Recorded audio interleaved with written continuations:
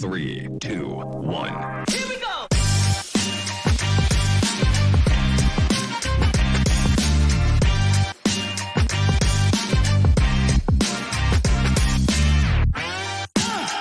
Welcome to Sorare in the States Football.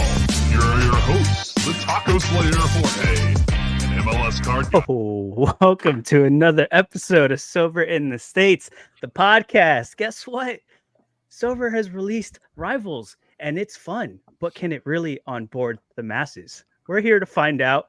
Chris, the backwards guy over here, as always with me. We have Bob Flynn, Orangefly. You love him. All we had to do is pay him chocolate milk and fruit snacks, and he shows up. Ooh, what a cheap price to get a goat. I'm saying, dude, cheap. I love it. Did you know goats ate fruit snacks? I didn't know that. Ooh, we do now. And if you're on YouTube, you already know, but we have a special guest because what better way to, I guess, I was going to say like surprise, but no, like, I don't know. I lost the words. Either way, look, Rivals is new. Hunter is new. I messed up the intro, whatever. What's up? Hunter, welcome to the show. You are new to football. Hello. Yeah, thanks for having me. I've been learning a lot about football recently, getting into Rivals, been having a ton of fun. Haven't had a ton of success yet, but I've been having fun doing it, and happy to learn more from you guys. Yes, so this is the exciting thing, right? If you know Hunter, he does a show, Sideline Talk. He talks to sober managers all over the place, right? And he's not really a football guy. He's a baseball guy. And as I'm talking, I'm realizing that all three of you are baseball guys, and it's grossing me out a little bit. All right, so we're not going to have that on this show. On him later. No, we're not talking about it. All right, we're not diverting the show any more than it needs to. We're not talking about it. But Hunter, you are not a football guy. Since Rivals has been out, I feel like you've been sending me requests every day. So before we get into it, before we ask all these other nerds that have been in the soccer streets, I need to know from you, what is it about Rivals that has you so engaged right now? Because you are all in. Yeah, I think when you showed me and I tried it, I think it's just easy to get started. It's just one game. You just choose 5 players. It's free to play as well. And it just kind of reminds me of Showdown in DFS a little bit, which I like. And yeah, there's it gives me a reason to to stream some of these games. And I've always liked soccer, just haven't really gotten into it. So for me to actually watch the game and have some skin in the game, it is fun to to track it and get involved. So I've been having a good time with it. So do you think that if you didn't have a DFS background, you would be that into it still, or do you think it's like scratching that DFS itch?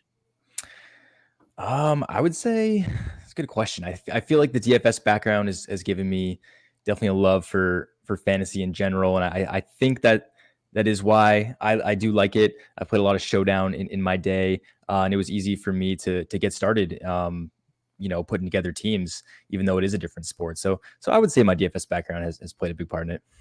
Have you started kind of following like a specific team, or have you like found a new team that you like want to start following now? So I will be adopting Charlotte as my team. I think Chris, I've heard you are a fan as well, or maybe you're not. I forget. Bob. Oh, that's Bob. That's Bob. Okay.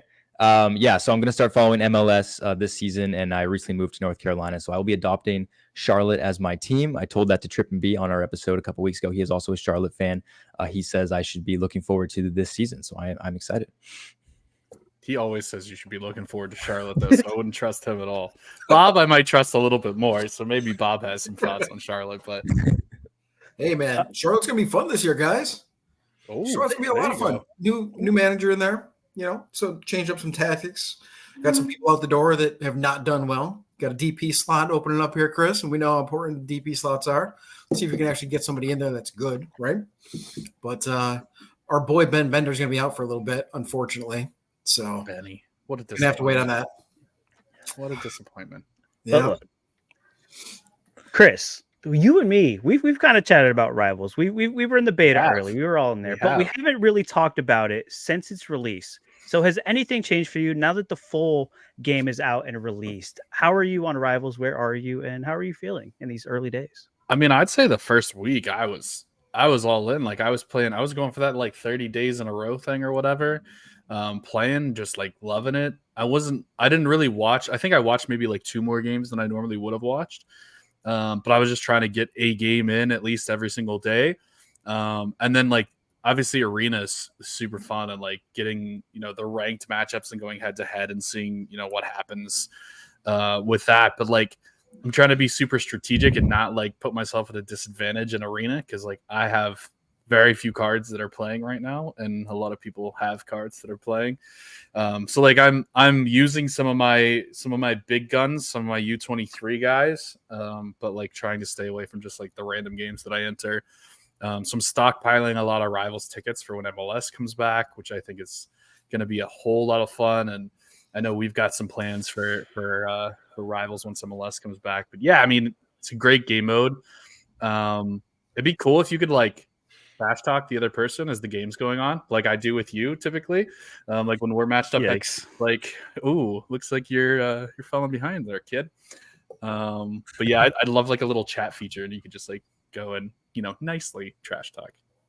That's just asking for trouble. But I love that you said that, because me, Hunter, and Bob, we've been chatting, we've done Rainmaker stuff, and we've had this little chat, and ever since Rivals, it's been like more and more, and it's like quick to get in. And dude, Hunter's been on this whole like beginner's luck thing, because it took me like 4 or 5 games to beat him, and clearly he doesn't know anything.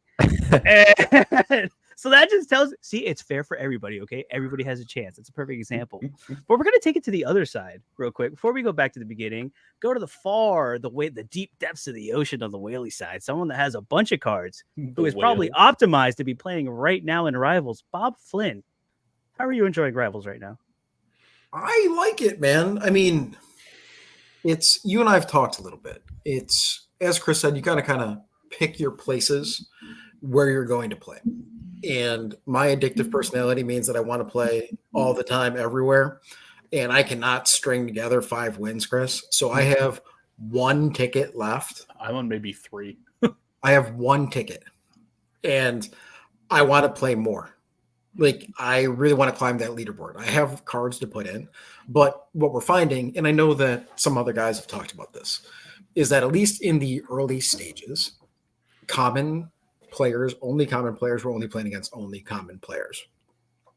And then if you put any pro cards in, you're playing against other really stacked teams. And the example I can use is one of my first games that I put pro cards in.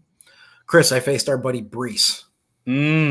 He's got a gallery and a half, man. Exactly. And it's not like my gallery is bad, right? But like, right. That's when we're in like the low 200s for the Zap ratings, like, when I'm playing Brees, like we're talking about like 2 like top 50-ish galleries on the entire platform. Right. They're playing each other at like really low ranks. You know what I mean? And so like that was just like, this is tough. And I was asking myself, should I just be playing the commons so I can play against these people like Hunter that have no idea what they're doing? No, I mean, but it's a serious question, right? And what I said to Jorge is I went to like the extremes. Like, ELO is a good system. It works in video games and stuff like that. Too good is, quote unquote good, but at least it's a way to prioritize these things. And like, if you are going to allow commons to only play against commons, even if they're, up at 500 in the rankings, they're not facing any big accounts. They have no reason to buy more cards. And so as I've thought about this more and more, Chris, I'm saying to myself, so if it's easy to get 3 wins, if it's easy when you don't play with pro cards to get 5 wins because you're not playing against like really experienced competition typically, or you're just not using pro cards, which a lot of experienced people are just not doing, you have an easier path up those ranks. And it feels a little disconnected from the bigger galleries that have spent money and don't ever get the opportunity. Because I would love to be able to play against, Hunter in arenas, but Hunter and I will not be able to do that unless Hunter buys cards. And then I was asking myself, what is the purpose of Rivals? Is it truly the onboarding tool to get people in to buy a limited card, to win a limited card? Like, where is it and who's actually buying those cards? And I think what I believe, and I have no evidence to support this, is that Rivals, where they're getting their money now, are from people like me that are uber competitive, that want to rise up the ranks, play their pro cards. So we have 3 pro cards. We're like, well, I need to fill this out and I can get these 2 guys for $20. So I'm just going to insta buy those and just go buy them right now. Whereas your new users are not buying these. Like, what is the point for a new user? It's like, okay, I opened up a box. I want a Mo Salah. Congratulations. I'm going to sell Mo Salah for $60, and then I'm going to start the process all over again. And to me, this leads to multi-accounting, which we know we've had problems. Like if you have the opportunity to play against lower competition, even at higher elos, Chris, where you're never going to face a me or a Nonzo or Laird or anybody like that, and you just keep recycling, like, and we're not good, like Sorare's not great with multi-accounting as is, at least in the quick, immediate turn, because this is what these things really are. You can snap off 3 wins in a day if you create an account. Right. I'm like, and how do we stop this from happening and people just running the lottery box and doing this over and over again? Because I feel like I'm the one spending money now to keep climbing, but I don't have any tickets, and I would love to be able to get tickets, you know? So definitely one of those things, like one of the ways they kind of prevent that. And I don't know where I saw this, but I saw it somewhere. Is like the better box you have, like the more wins you have, the higher chance you have of winning something like decent. Yep. The boxes that I've had, I haven't gotten anything out of them. I've just got tickets, which is, you know, fine and great. But like just flat out opening a new box, I mean, or opening a new account and winning like 3 in a row. Like I would hope that you're not going to be able to get enough Mo Salahs that way, you know, to really make it worth your time to do that. But to your point, like, yeah, that system doesn't really make sense, because the whole point of Rivals should be to get people to buy cards and actually play the real game. Yep. And I say real game, and like this is a real game. It's just separate. So really we should say like the other game, the pro game. But yeah, I think matching people up based on the elo and not based on what cards they put in the lineup makes way more sense, and I'm sure they get to that at some point, unless there's some reason that I'm missing that maybe you guys have, that you would want to keep commons versus commons, and maybe you want to give like a new player buffer, so to speak, but it doesn't really make too much sense to me. But what do you think, Jorge? Well, there's so much I could say to that. I was like, oh, I want to see some of that, and then you kept talking. I was like, oh, I want to answer that too. Real quick, JVic, before we move on, because I really have a perfect transition for Hunter, but in the whole like multi-accounting thing is like, if they gave away less tickets, but like gave you some for cheap to buy, wouldn't that disencourage multi-accounting? Because no one's going to continuously pay on multiple accounts to get multiple tickets just to maybe win a Mo Salah. So that's one thing to counter that right there. Well, but in general, like you, how much would you be willing to pay for arena tickets? Because you don't have any. Well, I'd pay a ton. Like I would actually, like, I am waiting for arena tickets to become available on the club shop. Like actually make the club shop so easy, worthwhile for me, because I will spend my point, because honestly, I don't have the fast enough internet connection to win a sweatshirt and stuff like that, or win a hat, you know? So I would much rather buy the arena tickets, because again, I want to be at the top of the board. Like the 700, like the first person hit 700 came out. And quite honestly, you're asking me, I expect somebody like Nonzo to be the one winning that, not a no-name account that won it, because he's put the time and effort and knows what he's doing. And he's playing against the toughest people, right? Like, and that's what I would expect to happen. And of course, that's very whalish talk, right? But I think that we need to see a little bit of that balance. And, you know, Laird and Black and Keith and all those guys and Sean, they talked about, you know, if they split up, you know, common only competitions, they go all the way through pro only, and like they actually make 2 different things where the rewards are better on the pro side, I'm fine with that.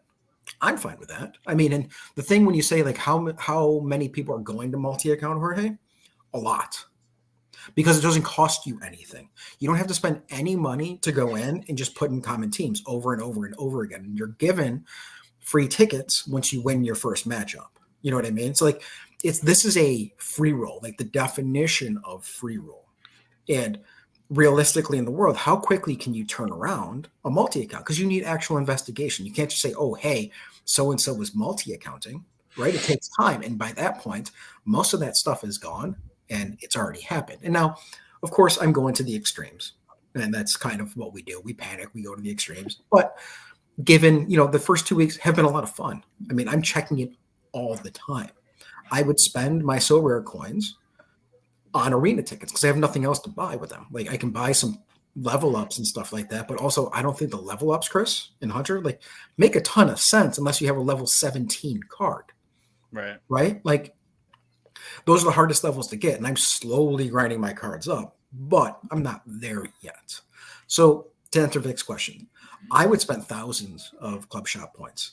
I wouldn't spend actual money to buy them, though, because I think that gets into like microtransactions and all those other things. And, and maybe that's their future. Maybe that's their future revenue stream is microtransactions.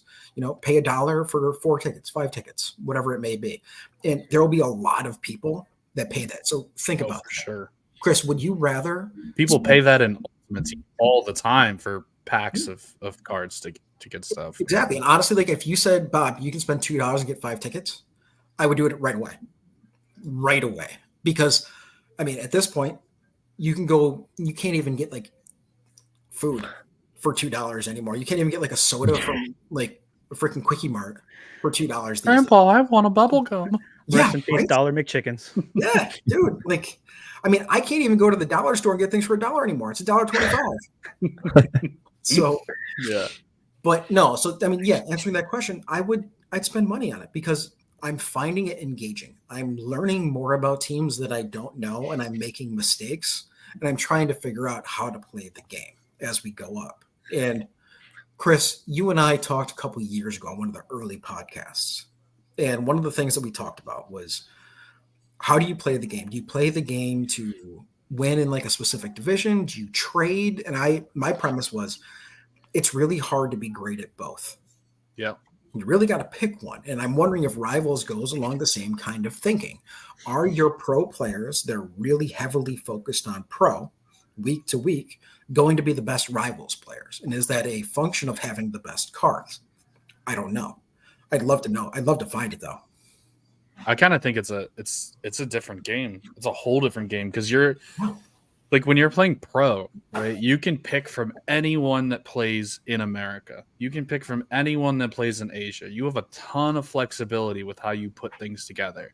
Mm-hmm. Rivals is so limited and so focused. A lot of the times you're going to have the same cards as the person you're playing against. Yep. So it comes down to bonuses. It comes down to, can you have the one player that's going to pop off in that game that the other person's not going to have?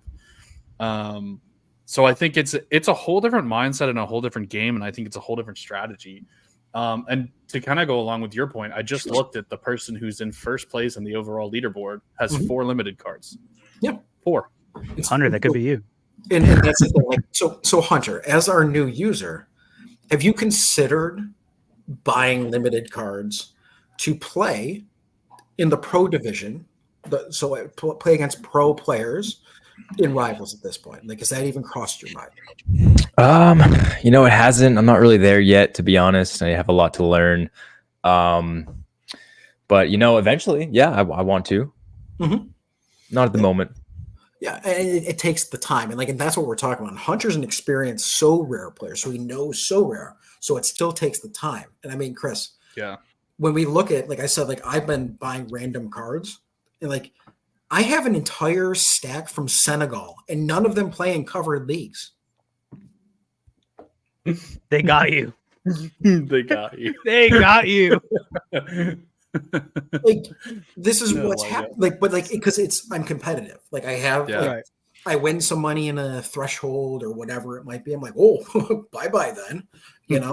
It's an interesting thing. And I'm finding that if you look at my gallery now, Jorge, it's smitten with a whole bunch of limited cards. I'm like, why do I have these? I look at it every day. I'm like, ugh, why'd you do that, Bob?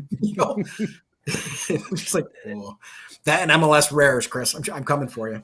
Yeah, I'm not excited about that whatsoever. Oh man, it's so funny that because you talk to Hunter and he's like, yeah, no, it's free to play. Why would I play that? And that goes into pitting commons with commons, where it's kind of great at the beginning because it makes sense, right? Everybody's on the even playing field. Mm-hmm. And I almost feel like it was almost intentional because you got to think at the beginning, everyone was starting from zero. Everyone's going to be at the same level.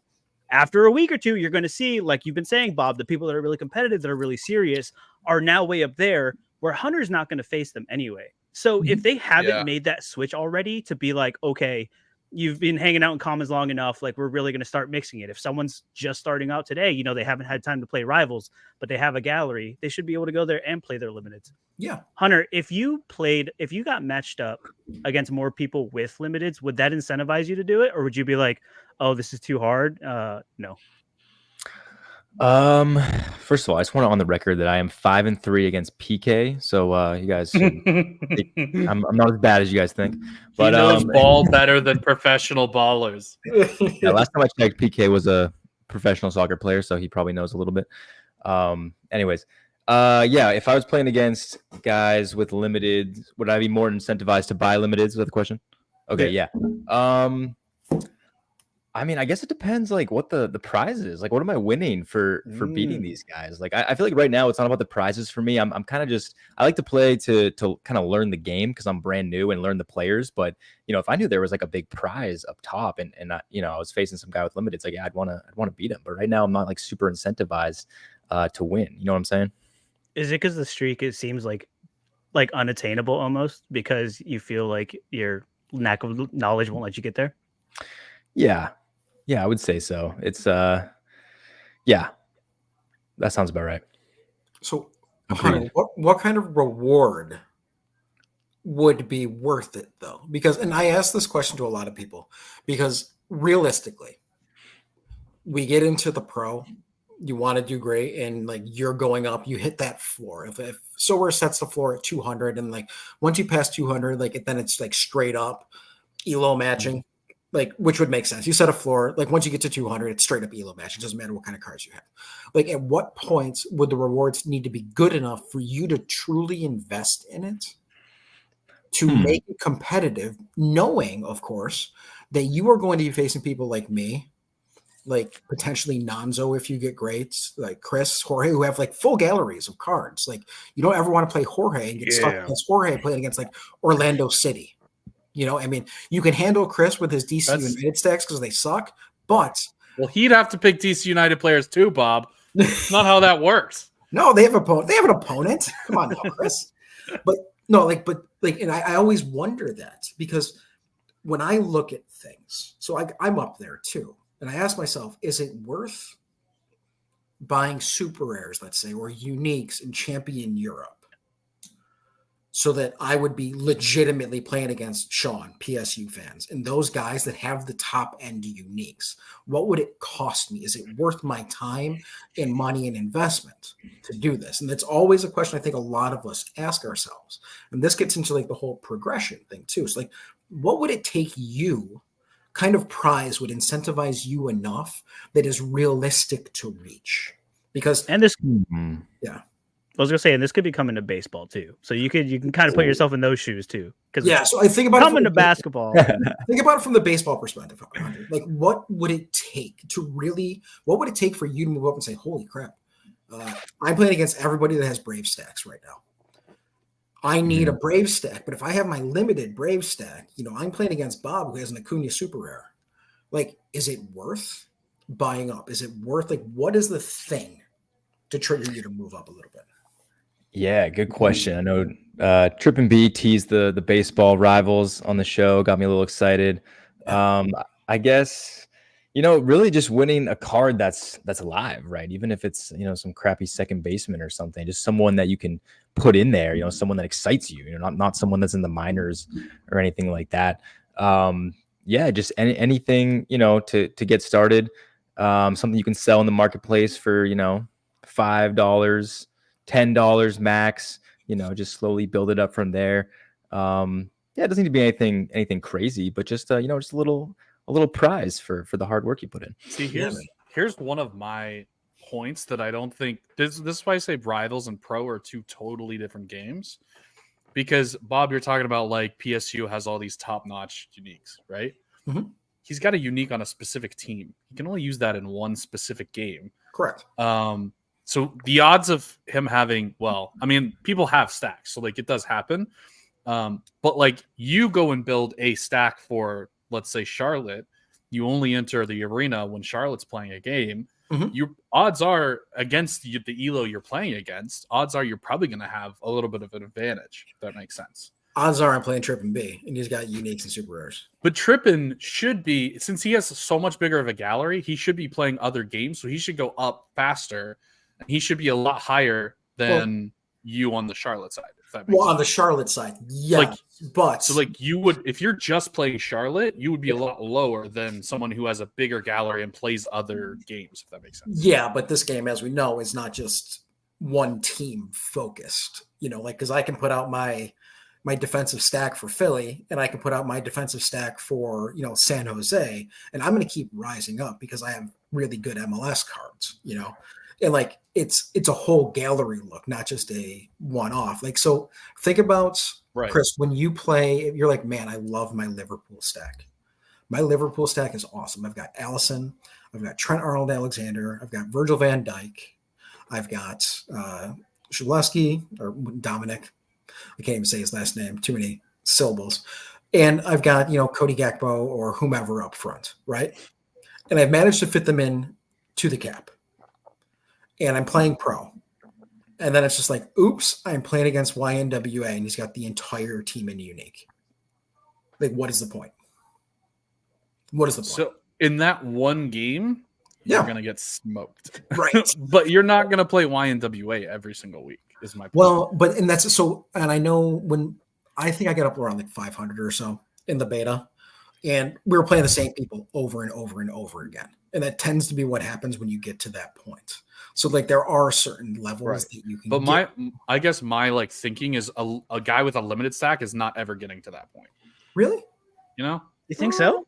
I don't think I think you can. I don't think long term a guy with a limited stack in one team is ever going to get that high, because eventually they're going to run into the YNWA and then they'll lose and they'll drop back down and they won't have anything else to build it back up off of.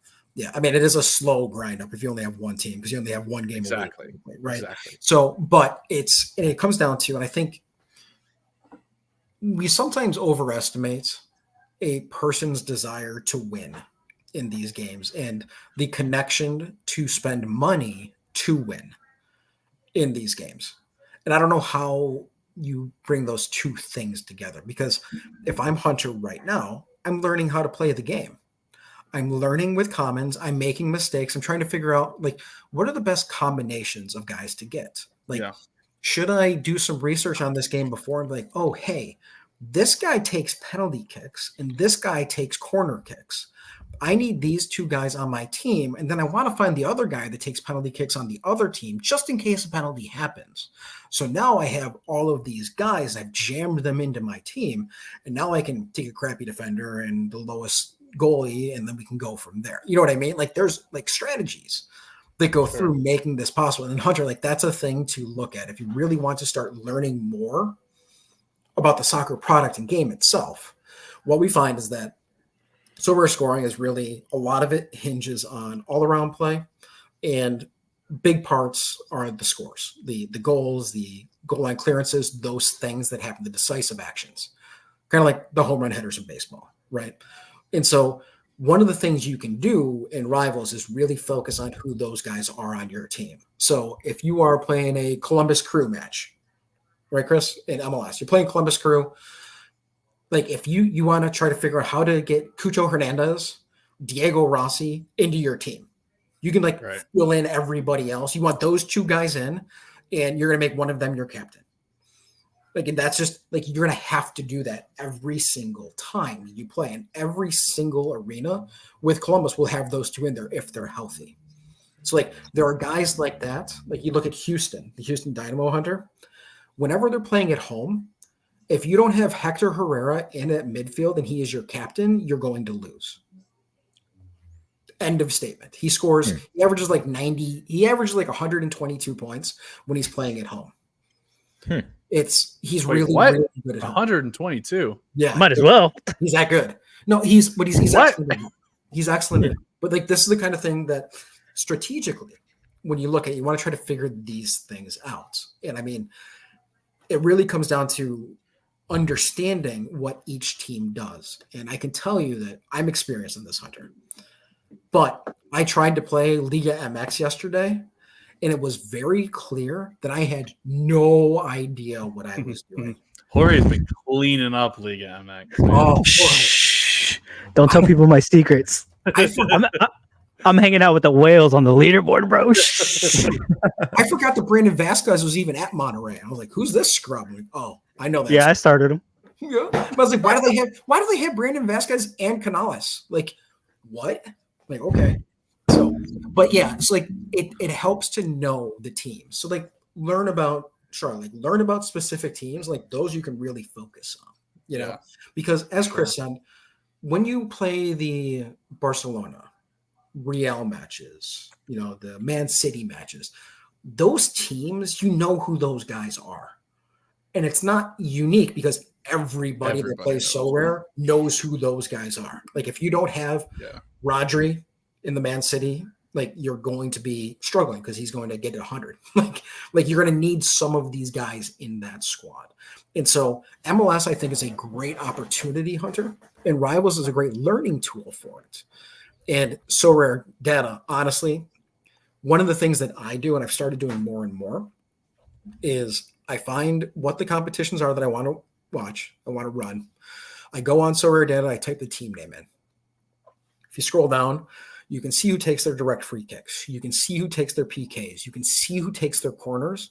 Those are the guys that have the highest probability of decisive actions because they are the ones involved in the most goal-oriented actions. They're also generally the most technical player on the team, too. Exactly. They're on sets for a reason because they're generally the best technical.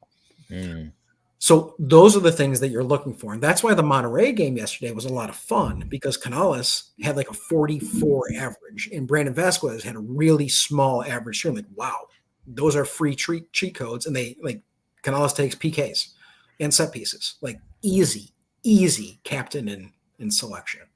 So it's stuff like that, which is more like the advanced kind of things that you go through that you need to start thinking about and looking through and focusing on specific teams that will help you learn how the soccer part of it goes. Because these attributes, they carry through the entire game.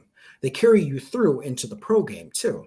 So you eventually... So that's actually one thing that I want to talk about is the difference between the pro game and the Rivals game.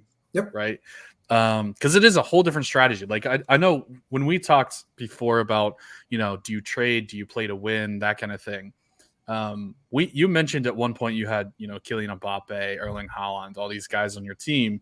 And you mentioned that you rarely started Erling Haaland because he was great for a 70. Like he'd score a goal, get a little AA, but he was never getting 80s, 90s. Right. Yep. Which in that, you know, in the pro style to win higher awards, you need the 80s, 90s. Mm-hmm. Whereas in Rivals, right, those guys that are like way up and down and can throw out 100, but also have those games that are 35, they're way more risky, and you're playing 1-to-1 head-to-head, and there's not a ton of options. Mm-hmm. So does that change your thinking at all as far as like, do you want the consistent every game 70 versus the up and down 35 to 80 to 90? Because in pro, you definitely want the 35, 80 to 90. Yeah, I mean, for me at least, and Jorge, just for me at least, I want to maximize my points. I'm looking for the guys that have the upside, understanding, of course, Chris, that you can't put a team together of 4 guys that have just upside. Right? So you can put your striker on there that is usually good for a decisive, but he's only going to get you like 2 AA and get you a 62. Right? But you don't want to take a high upside but really low floor midfield player. And so a guy I would think of from like years back, like remember when Randall Leal was just absolutely fantastic and he was on a heater? When he was hot. Yeah. So Leal, this guy, he was an attacking midfielder hunter. And if he didn't score a goal, he got like 32. Yeah, he was terrible. The worst. A lot of times he was coming in off the bench too. Yeah. But he would also go in there and he'd get like 2 assists and a goal. And he'd end up with 85. You know, and it's just those are the things that you're trying to figure out where you are going to be more risky. And Chris, long story short, I look at Rivals a lot more similar to the way that I play Cap 240. Interesting. I want a high AA guy in my midfield to take some set pieces. I want decisive, capable forwards. Mm-hmm. Yep. Makes sense. You know, makes sense. I'm on the opposite spectrum of that because I And the way that I've been playing Rivals and I've found success is that you build the floor, right? You build the highest floor you can possible straight across. And like even with forwards, like instead of choosing the goal decisive one, like you want to get the AA one across and then just hope for it. Because in other words, like you got to think a lot of people with differentials and stuff like this, and maybe they have a DFS brain, they're like trying to get cheeky with it. And it's like they end up hurting themselves taking a punt on that really, really low cap guy to like try to hit in like all these like solid guys when like, hey, if you could just get a solid floor of minimum guys that are going to put you at enough level where like, hey, maybe your tactics get you over or your bonuses get you over, something like that. And like, instead of just going for like the punt decisive players, you got to build that floor, man. Like that's the way you got to do it. I don't like the punt at all at Rivals. So I'm interested in specifically the goalkeeper position as well, because there's only 2 goalkeepers, right? So you have one of 2 choices. One's going to be the right choice. One's the wrong choice. And a lot of times I'm going into some of these games like Real Madrid versus Osasuna, where it's like Real Madrid's clearly winning this game. Osasuna has 0% chance of a shutout, whereas Real Madrid probably has, 40, 50% chance of a shutout, something like that. Do you pick the Real Madrid keeper and hope for the 40, 50% chance, knowing that if Osasuna does score a goal, the other, Osasuna's keeper is going to get way more AA because Real Madrid is going to be shooting on him the whole time? Or do you go for like the decisive, and just hope for a Real Madrid shutout? And like, that's basically the only way you win. Because I'd say I've played maybe like we have 8 to 10. I'd say I've played 8 to 10 games, and the keeper that I feel like should be scoring better has scored less in like probably 7 of them. So, and just like this one, like Ronald versus Neuer. I'm never ever starting Ronald. Actually, that's not true because I literally did start Ronald in a cap 220 lineup because he was so low AA, or he was so low L15, and he was the only one that I had. But normally, I'm never starting him in a pro competition, right? Never, because he does very little upside because Bayern's going to score. 100% they're going to score. It's like 77 is basically the highest he can get. Whereas Neuer, I know he's probably pretty cold for like a 60, except the one off time where he has that 0. Or he doesn't get that 0 and he gets a 35. So I'm really curious what Hunter would do here. Just because Hunter, you're newer at the soccer side of things. So like when you're looking at this, to Chris's question, like which way are you going? Are you going with the guy on the best team that you know, or are you going with the guy that on the worst team? Like if you're playing the worst, if you're Almeria in Spain and you're playing against Real Madrid, which happened this weekend, are you going to play that Almeria goalkeeper, hoping that he makes 84 saves, or are you going to try to just get the shutout, just pray for the shutout in a 60 score? Like how do you look at goalkeepers when you select them? Yeah, I'm typically just picking the big favorite, the team that's favorited. Yeah, I have limited experience with hockey DFS picking goalies, which is kind of similar. You're either picking the heavy favorite, or even if you're facing an underdog, but they're going to face a lot of shots, they get a lot of saves. They rack up a bunch of tiny saves, and maybe they can squeak out a win. Then you get a huge score. So I guess if I haven't really looked into data as far as teams that make a lot of shots on goal, but if you're facing a team like that, maybe that would make sense to pick a goalie. But for me, I've just been picking really just the team that I know. If it is Barcelona, like you said, I'm usually just picking that goalie. That's been working out pretty well so far. I was told to never choose a goalie as your is it captain or superstar, whatever you pick in Rivals. Don't I was told to never do that. That doesn't have enough upside, so I haven't been doing that. But yeah. So Jorge, what do you do? I'm curious from your perspective too. So it really depends. And like this graphic that I made is because we were playing together. And yeah, we just like our goalkeeper was the biggest difference. And you had 2 rares in it. I was just playing commons, and it was it was a sweat, man. I was sweating. But like goalkeeper, and I found myself in Rivals, goalkeeper is almost like the last card that I pick. Like I've been starting with forwards, right? Because forwards are so far and in between, right? Like you don't always get good forwards for multitudes of reasons. So like that's where I start. I go, hey, I want the strongest forward I can have, either AA based, like he's on a heat or whatever it is. Like that's where I start. And then I head to the midfield, depending on where the midfield's looking, either I'll pair it up or not. And then at the end, like it really comes down to like at that point, before I even choose a defender, I'm like, okay, look at the goalkeeper situation. What's the situation? Who's the favorite? And then what's the cost going to be based on like the build that I want to build up? And like, so I don't really have a right or wrong on this. And like, even when I was making this graphic, I was like, there's really no right answer there. Like, it's because everybody knows that goalkeeper is that position that it's just the ball's going to fall where it falls and you get what you get, no matter how much you want to project it or look into it or scrape the data, like whatever it is. It's going to happen. So it almost kind of like base it off what my build is at the time, what I'm building. And then that's kind of how I've been deciding it. So what about you? I think there is a right answer. I think the right answer is the cheapest goalkeeper that starts. Interesting. Because that was one of my reasons for taking the underdog goalkeeper was because they're normally lower on L15. Because here's the deal. Get more in the rest of my team. Goalkeepers suck. They have the lowest upside. They have the lowest upside and also the lowest floors, right? Like they are the limiting factor in all of your teams. So if you are taking a 60 cap goalkeeper, you are wasting 20 plus points that you could use to put a Jude Bellingham in your midfield or a Rodrigo or a Vinicius Jr. in your team. You need your outfield players to be stronger because that's where a majority of the points and the upside comes. So I am of the opinion that you take the crappy goalkeeper, the lowest goalkeeper, because they are low, as Chris said, for reasons. Their team typically gives up a lot of shots and they give up a lot of goals.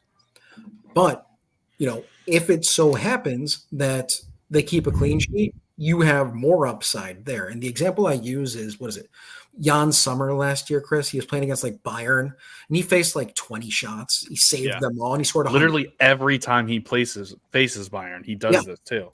And teams like Bayern take a ton of shots. That's why Renault was a good example there. They shot the ball a lot against him. He made a lot of plays. He had great AA, even though he didn't get the shutout. With a shutout there, because the shutout's 25 points, right? Because that's what the cost of the decisive is, Hunter. So with that shutout, he's at 100. So if he had shut them out, he would have been at 100 for a goalkeeper. And you get that when you play against superstar teams. So I'm taking the cheapest, crappiest goalkeeper that is available, and I am building the rest of my roster to maximize their outfield score. Because in my eyes, at least, like, it's just where you're going to win it. It's where your captains are going to be. I want my Jude Bellinghams, right? So I want my Carlos Gil, my Hector Herrera's, my Ben Benders. You just threw Ben Bender in that. Jesus. He tried to sneak it in there. He tried to sneak it in, and I was like, oh my God. So I think this depends somewhat on the league that you're watching as well. The Bundesliga, like Bayern hasn't been shut out in like 80 games. So like, you're just not going to get a shutout against Bayern. It's not happening. Whereas, I mean, it's like literally they have a shutout. Yeah, they look like crap right now, though. We can talk about Bayern later if you'd like, but they look horrible at the moment. They do look bad, but they're still not getting shut out, which is telling of the Bundesliga. Yeah, they're relying on their defenders to score. So that's a whole different conversation. I don't like Thomas Tuchel. So anyway, so like Bundesliga is one thing, or like Real Madrid or Barcelona, like those teams score consistently every single game. Whereas if you're looking at MLS, top teams, even Columbus's, LAFC's, Miami's, they get shut out occasionally. But there's also more scoring in that league. So I feel like I'm trying to like rationalize in my head like which side I would kind of lean to on the MLS side, because I think it's a whole different decision when you're talking about a game you expect to be like 1-0 versus a game you expect to be like 2-2. Because I feel like in a game you expect to be 2-2. Yeah, in a game you expect to be like 2-2 or higher scoring, I feel like you take the higher, you take the one that costs more, because they're a whole lot less likely to give up 3 goals. Well, okay. And this gets around to knowing the league that you're playing in, Hunter. So MLS is known to be more of an offensive and creative league than a defensive league. Right. But what that means is you're going to have a lot more 2-2 games than 0-0 games at the end of the year. Okay. And Bundesliga is like a cracked out version of MLS. Like it's very offensive and not very defensive. And like, this makes sense. So you understand what the leagues are. So, you're going to get a lot of shots on goal typically in these leagues. And so understanding what the leagues do is important as well. Whereas Spain tends to be a lot more defensively. Italy, a more defensively. Yeah, I was thinking Italy. Yeah, they're more defensive. So you're not going to get as much action for the goalkeepers. So you're trying to figure out which way to go, but understanding the league and the tendencies of the league will help this as well. And it's one of the things that I struggled with in Liga MX, in the Argentinian league, because I have no idea about the leagues. I'm just legitimately throwing darts at the dartboard. That's what we're all here. We're all degens. That's what we do. That's what we do, baby. That's what we do. No, so that was. I'm curious if Hunter has questions about like strategy or anything that like he's hearing anything that he wants us to kind of dive more in on, because we're kind of throwing a lot at you. So if there's something that you have like a specific idea of something that you kind of want more information on. Yeah, I had a question for you guys. This came up on the podcast I did recently. What tactic are you guys using the most? Because Bob said there's different leagues have different, they're higher scoring, some are less scoring. Like, would you choose a certain tactic for teams in that league, or is it just based on the team specifically? I've heard Gegen pressing is a good one. I've been using that one. What would make you choose all out attack, more than something like Gegen pressing? Anyone?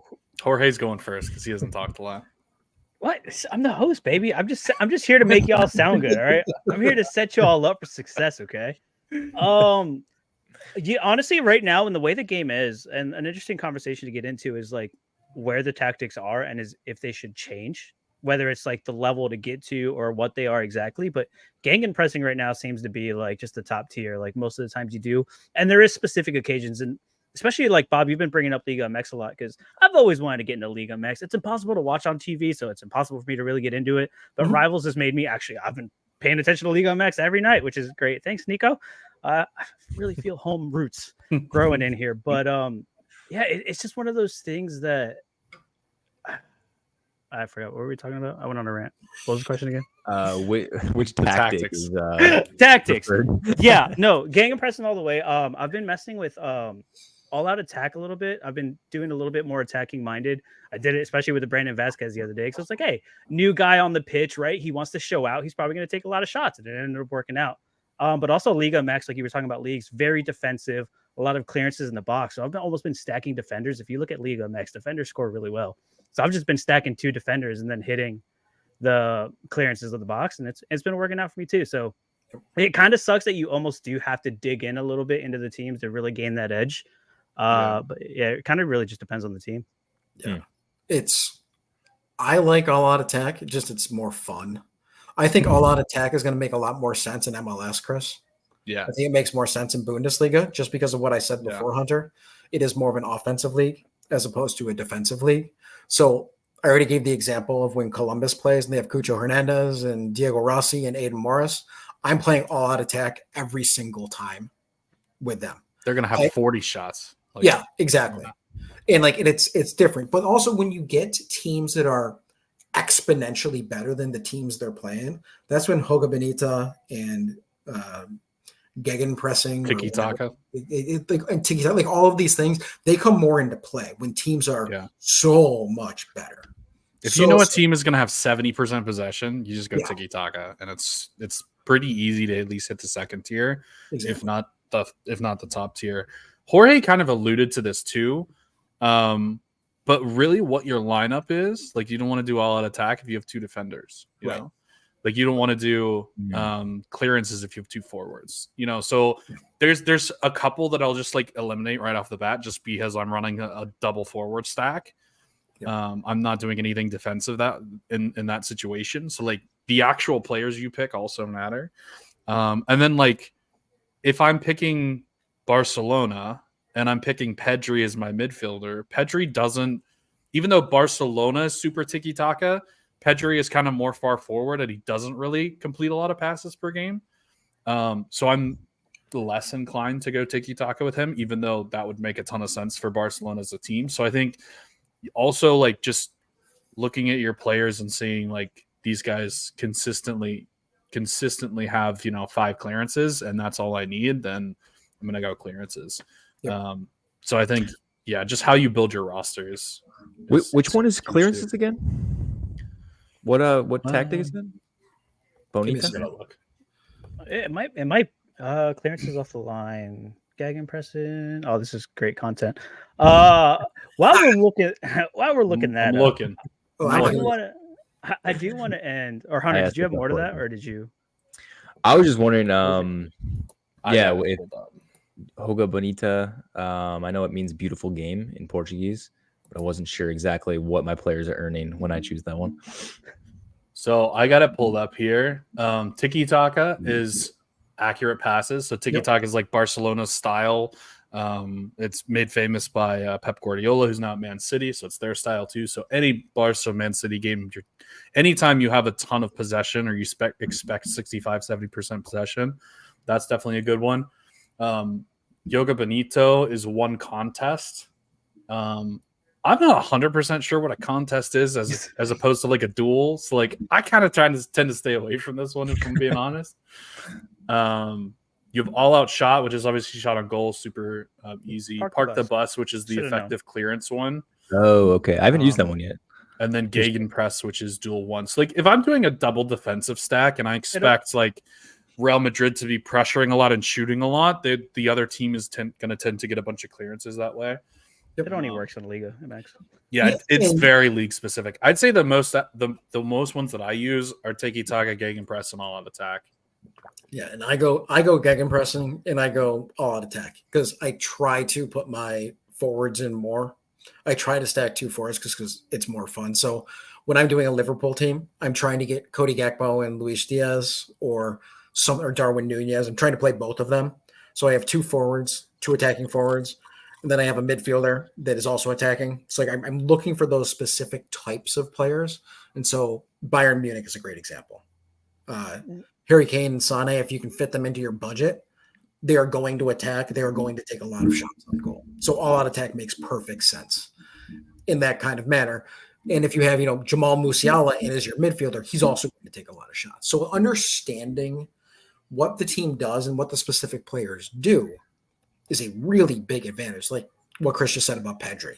Like you can ask a lot of people on Sorare what they know, but not as many people are going to know that Pedri doesn't tiki-taka as much as he should, Not me. For a Barca player. Yeah. Exactly. Yeah. So and those are the differences. Like that's actually what separates a lot of people. The higher you get up, the more you're going to start learning this stuff, Hunter.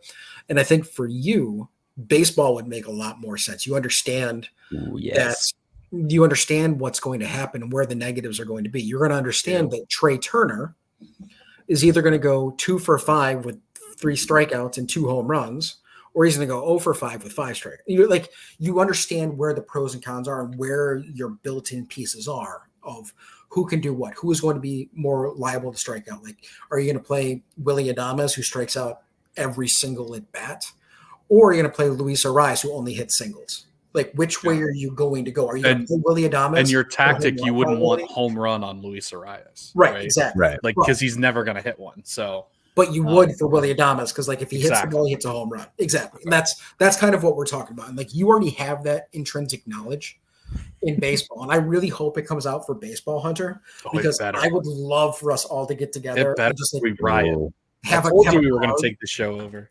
This has been the worst 2 minutes of my life. Have a card like that we just like pass around each other, like with the win and stuff like that, which would be awesome. Like the last thing here with the tactics, if you pull my screen back up again, you can also see like what they average. That's what this number here is. So like if I'm on Tiki Taka, I can see he averages 13 passes, he averages 34, and it gives me the overall total here. So I can say if they average 82 and I gotta get to 130, this is probably not my tactic. With this, they average 3.4 and I got to get over 3. That's probably not bad. They average 1.7. That's not close. Average 4.7. That's kind of close. Average 16 duels 1. So I'd be doing Gegenpress here. Right. With this random team. And I kind of love that you said that too, because I didn't realize that I was doing it until you just said it. And I realized that I was doing it.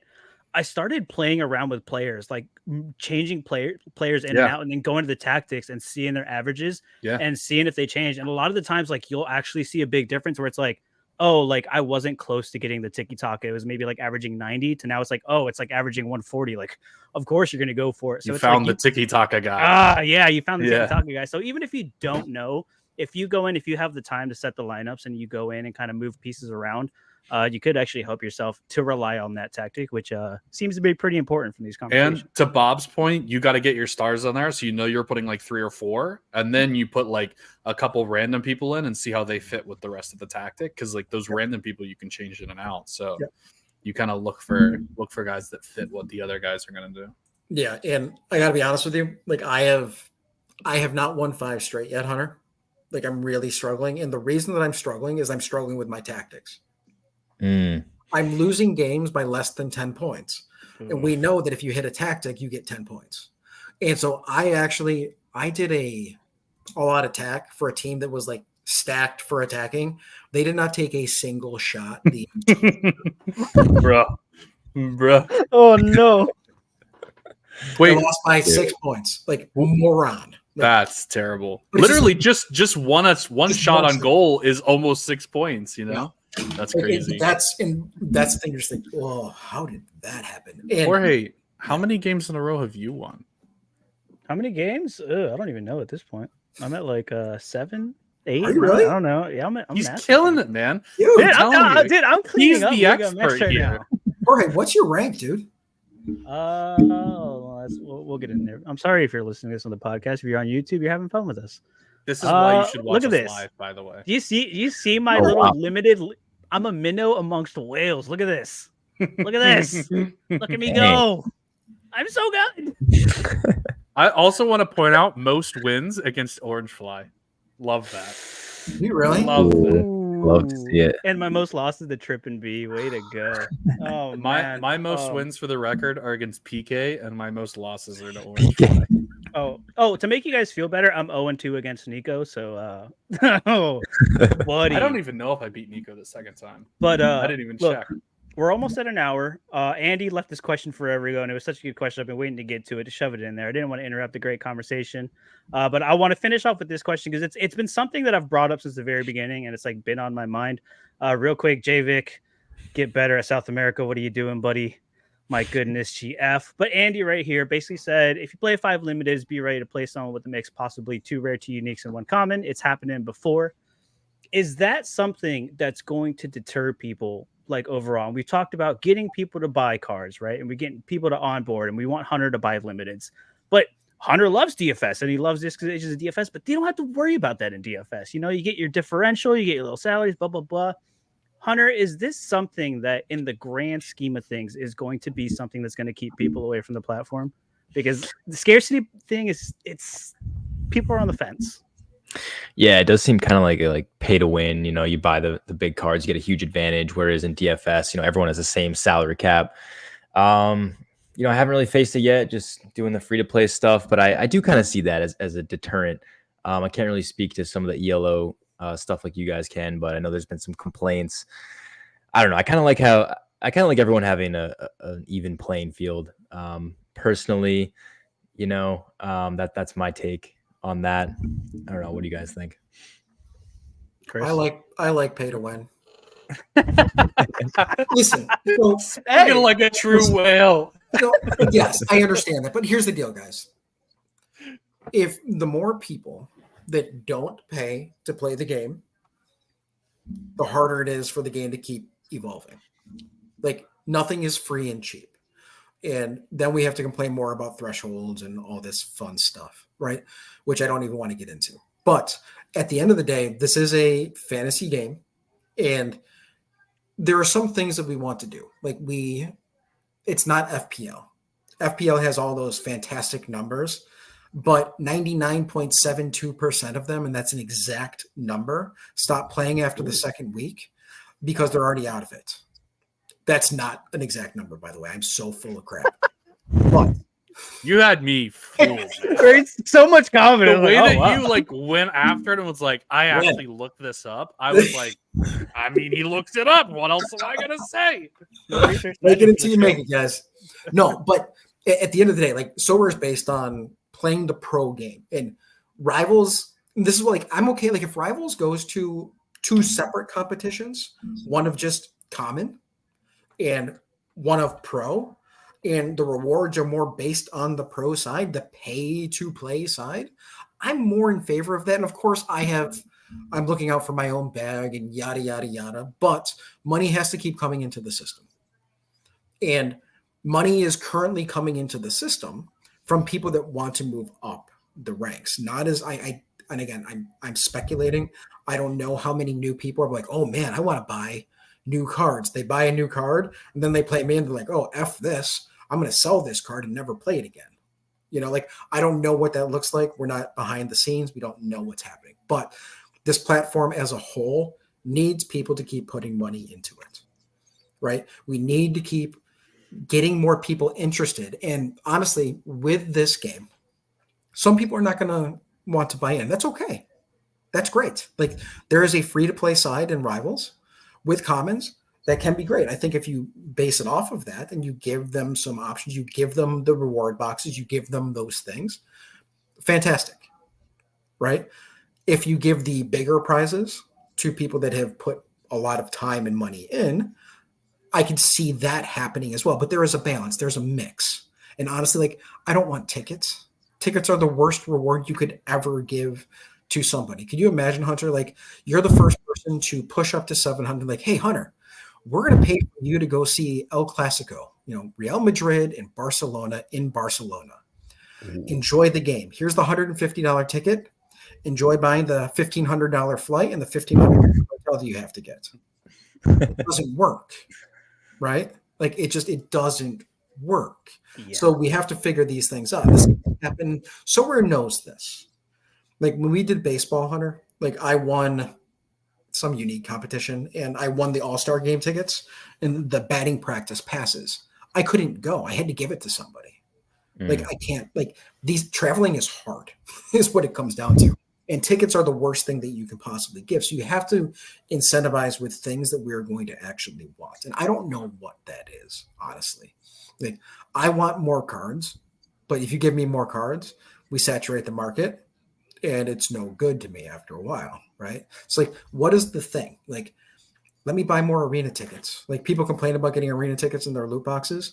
I love it, and one thing I would say to all of you, I want to see more paths to win arena tickets. Because right now I think we just have win 3, win 5, win 7, win 9, win 842 in a row. Coming for sure. And so that I want to see that as the next iteration of when things come in. That just might be adding them to the club shop. That actually makes the club shop super easy. Yeah. Yeah. That makes the club shop really good. And then I'll actually be really excited about it because we've been promised things in the club shop for years at this point. Oh, and it makes you want to play pro if you're playing Rivals because you want those tickets. So now you're going to go play pro to farm coins to get tickets for the Rivals game you actually like. And then you get to take the SO5 in process. Yeah.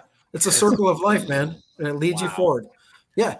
See, and this is coming from someone who I love the Rivals game because I want to climb the leaderboard. I don't have the tickets to do it. I want to figure out a way to incentivize me to spend or do whatever to get them. And if it's microtransactions, I mean, would I rather buy some no-name defender in, second division Europe, or would I rather buy 50 arena tickets?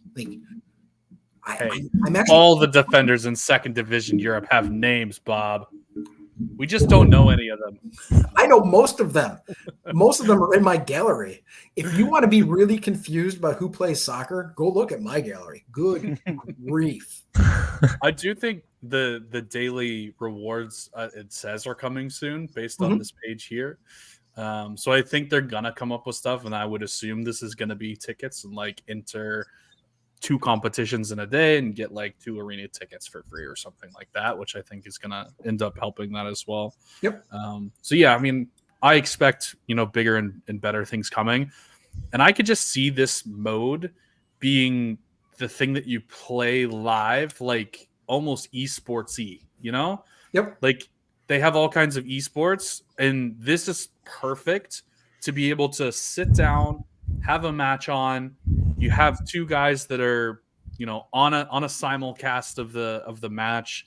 And they both have their guys, and they're both kind of breaking down what the lineups are doing, and like it's a professional like production. Like Sorare TV could just stream this stuff nonstop. That would be fun. So entertaining. That would be so entertaining to watch. And this just in, I just beat Hunter. Oh, wow! I got the notification as you were talking. I am now what am I 1-8 now? I think. Man, I got smoked by everybody else. You're the only win I had, Hunter. Hey man, this is like a Karate Kid thing where you just like get beat up by the master enough until you become the master. Like wax off. I think you know what I did. I forgot to check if my guys were in the lineup, so I got a donut from one of them. Yeah, that's why you beat me. And like I barely beat you. That's why you lost. I told you I'm not good at this. Not good at this, dude. But yeah, it's learn from Jorge, not from Bob. Yeah, that's what we've learned here. Oh, you don't want to do that. Yeah. No, I'm getting. Yeah, it's the game is going to evolve. It's going to look a lot different in the month than what it does now. You know, and I think it's going to be fun. I really want to see that club shop evolve. I want to see what comes out. I want to see how we can get it.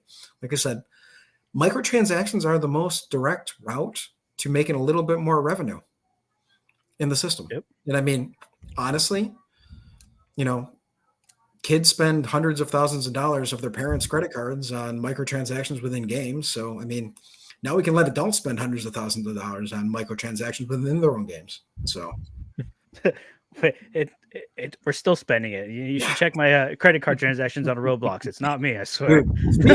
Transactions, like I've got so many free hotel points at this point. It's incredible. Thank you so much. Oh man, I love this though. But speaking look, I know. No, keep cooking. Keep cooking. No, you're good. Keep cooking. I like talking to you guys. Like, listen, I have to go downstairs and like do other responsible adult things. He's got to get more fruit snacks, people.